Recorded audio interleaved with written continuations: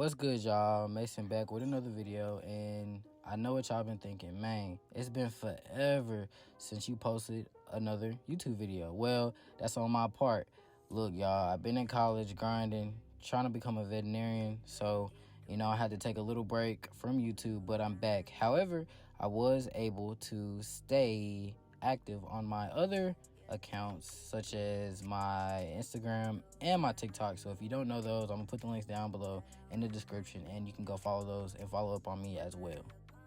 Now, with that being said, the amount of DMs that I have been getting about whether or not your dog is a pit bull or not is crazy. I had thousands of DMs about it on my old Instagram that got taken down, and I still get hundreds of DMs to this day on my TikTok and my Instagram talking about, hey, is my dog a pit bull? I don't know. How can you tell?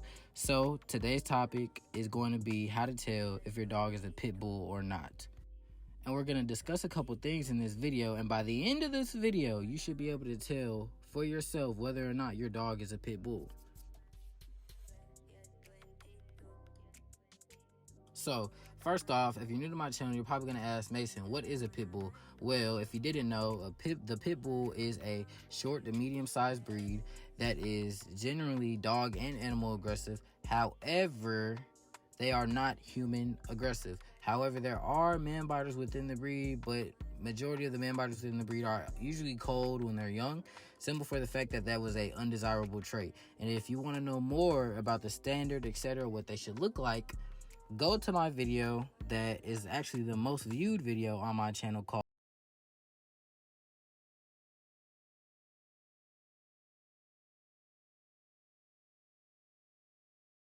Okay, so the first thing I want to discuss in this video, and probably the biggest deal in the telling if your dog is a pit bull or not, is the lineage. Understand, y'all, your dog is nothing without its lineage. Where did it come from? What spread into it? What is it? 9 times out of 10, the lineage of your dog is going to come in some form of paperwork, pedigree, papers. Now, I know there are a lot of people who are probably going to discredit me saying paperwork and pedigree don't mean anything because people hang papers. I want you guys to understand and focus on the fact that majority of the people who own dogs in America don't even know what a pedigree is. So bringing up pedigree as such will solve a lot of problems that we have in the dog world, in this industry. When it comes to these pit bulls, etc., people keep up with the paperwork a lot. So a lot of the times when people sell puppies, people actually know exactly what they own. They know how that dog's going to grow up. They know what's in that dog, and it has the lineage and the pedigree to back it up. And I will go on to say even further that if you do not know the lineage of your dog, the pedigree, etc., then you need to label your dog as a mutt. Simply because even the best DNA tests out there, they only test back to 4 generations.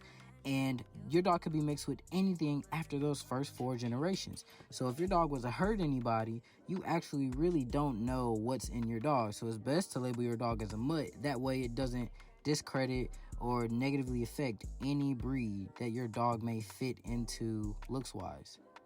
And with that being said, if your dog does not have paperwork or pedigree, your dog is not and should not be called a pit bull.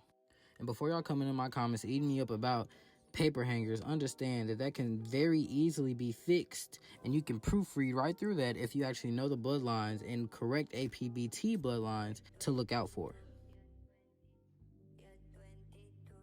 Now, for the second part of this video, we're going to talk about something very important that goes along with these dogs, and there's a reason why majority of people believe they have pit bulls, but in reality, only about 10% of the U.S. dog owner population has real pit bulls. And that is because of the widely incorrectly used umbrella term pit bull and shelters. In fact, speaking on the umbrella term itself, I made multiple TikTok videos showing why and explaining how using pit bull as an umbrella term, which is incorrect, leads to thousands of euthanizations of bull and terrier breeds every single year. So check out these clips. Alright, so today we're going to talk about why you can't use pit bull as an umbrella term. Now, only uneducated people would use pit bull to describe 4 different breeds with 4 different temperaments and 4 different structures. Or pit bulls. When you put 4 breeds under one category, of course the bite stats are going to be higher. And when the bite stats are higher, what happens? BSL. A lot of times. So just think about this. If you're using Pitbull as an umbrella term, you're the reason why dogs get put down in shelters every single day. You're talking about followed in America's footsteps. America does not recognize, or the AKC does not recognize the American Pit Bull Terrier as a breed because they do not want to deal with the dogfighting background, which America had a big part in these dogs' history, which a lot of y'all do not know about, which you should.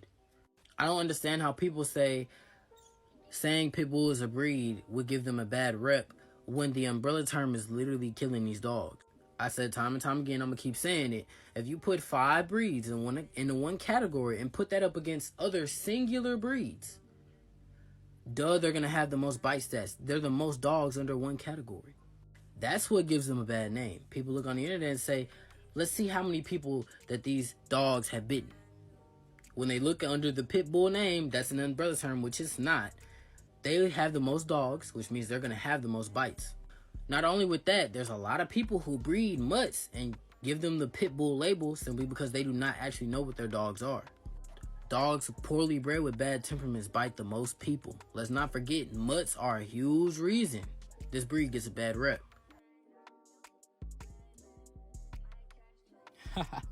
Man, the OGs know I be going ham on TikTok, but now that we proved that the umbrella term is false and that the real umbrella term that should be used is bull and terriers, let's also get into the fact that most shelters in the United States, when they bring in any type of dog that has a blockier head and that fits into that ADBA standard, they label them as pit bull, but in reality that's not the correct thing to do.